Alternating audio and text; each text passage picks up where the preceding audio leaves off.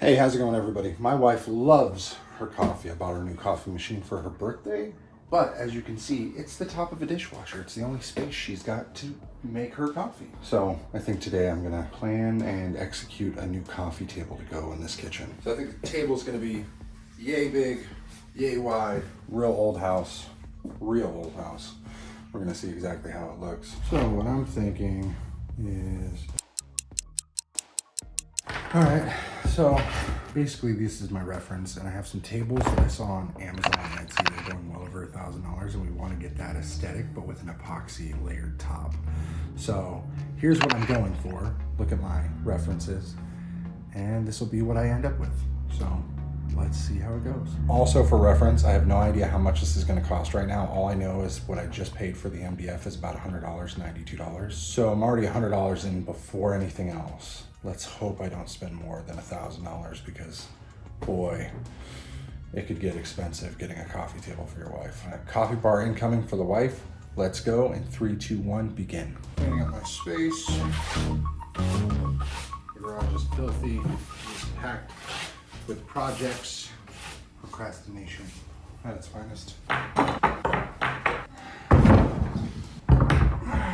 Definitely need more room. Sort of an impossibility.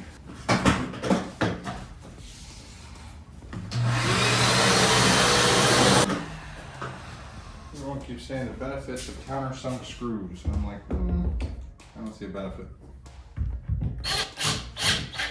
Okay, so we had some footage problems, but I just sanded this down. Now we're painting, primering it for the epoxy pour. Sorry, the phone died in the middle of recording. But yeah, so I've sanded this, cleaned it out. It's all drilled together, glued up. This next process gets really dirty. Unfortunately, I've already got a mess. So this is the paint we're gonna be using. And yes, it is very expensive, like 27 bucks per quart. I only needed a quart.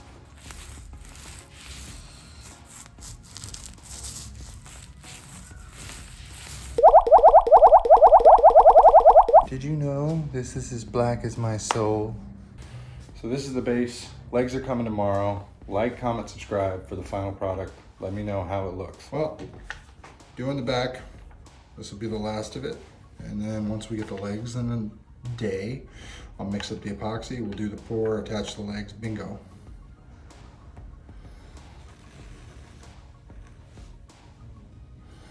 Anyone else do their painting like this? Because I just mixed it like not even 2 hours ago.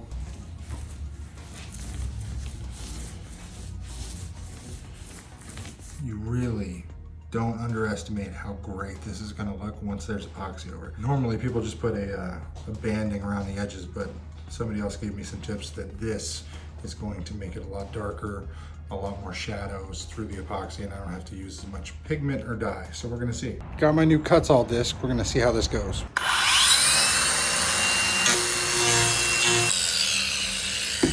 So the Cuts-All disc did a pretty good job at creating a live edge. This is going to be the only live edge, is the front end, because we don't want any craziness on the sides. All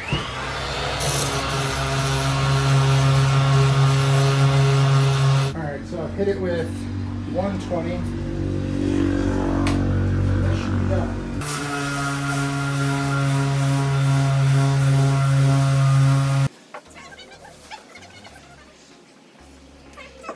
I cut this with that so perfectly. I thought I was gonna have enough room. Look. Right there. Probably, oh, this side's worse. So I've got my markings for my legs. So after I epoxy pour and pull the corners, I'll still have some reference, because the bottom here will be sanded, and then I'll put a clear coat. I'll be able to put my legs on, but the top is gonna be marbled. So we'll see exactly how this goes. Next, I'm just gonna paint these edges, and we're done for the night.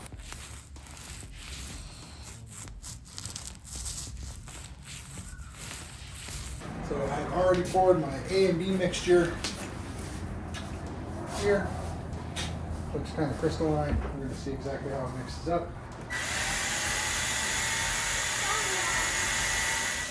Now we're not supposed to get a shit ton of gusts of wind today, so this should be fine to pour. All right, so I've got my black poured, got my white poured, very minimal drippage. Gotta spin up the white, let that cure a little longer before I do that.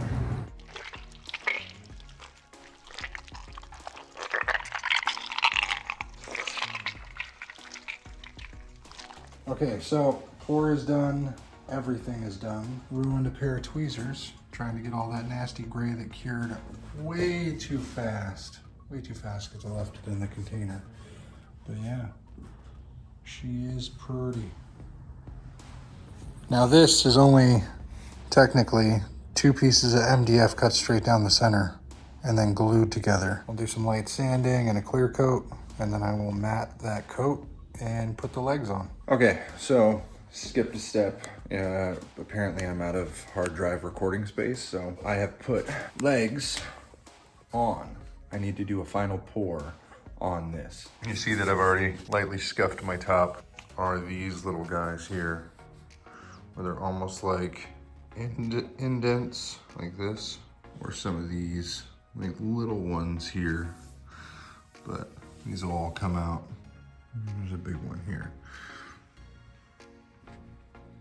like that. Now we have the cat's, lovely, I've cleaned out all the hair and sand and gunk, but once that's filled, take some isopropyl alcohol and fill it, and it's quite hard to see. So I decided a flood coat will actually fill that in quite well, because look, it is nearly completely gone. So as long as I get enough material on there, it'll be just fine, now that there's no debris. Now, same thing with all these scuffs and fish eyes. This is just isopropyl alcohol. Every imperfection will go bye-bye. The fun part will be getting this into the house tomorrow and then getting it set up for a flood coat, because I'm gonna flood coat the top and then drip the sides, peel with the underside, and that'll be it. Hopefully, if everything cures properly in 5 to 6 hours with no cats, this will be ready for its debut in the corner of the kitchen. This was roughly $100 in wood material, $100 on the legs, and about $150 on the epoxy. So a $350 table. Comparable coffee nook tables or coffee bar tables are anywhere from $600 to $900 on Amazon. Anything that looks, marbled. So I figured a little bit of elbow grease, a little bit of time. In the time it took me to do this, it would take for shipping and receiving. So quite the artistic touch, I know. I love the marbling on this, especially I had the gray set up and cured a little too fast, so I pulled some of the gray strips out, and it just leaves this miraculous little effect. Because it cured so fast, it was like hard string that I could just pull right out. Some of the gray is still in there, but with that flood coat, it'll be just fine. That damn cat paw. So once I get this done, it'll be the last step. Just pull the tape and say la vie. We got a coffee nook.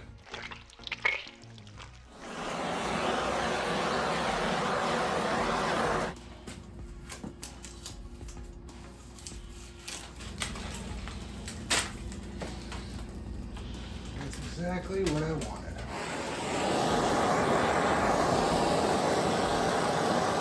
Hey everybody, guess what? Done. Finito. If you didn't believe that I was going to finish this project and get it done right, well, shame on you.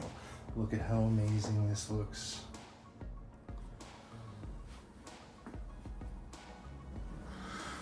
Look at that, no drips, no drama. Now this was a fun, yet difficult project.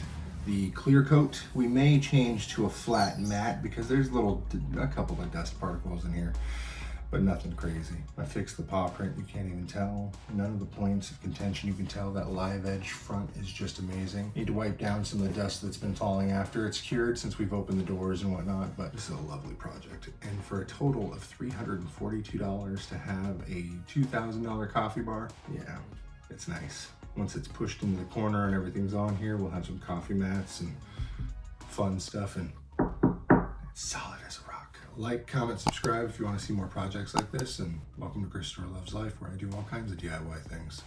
Keep dreaming, live life, bye. Strong enough, I can put all my body weight on it.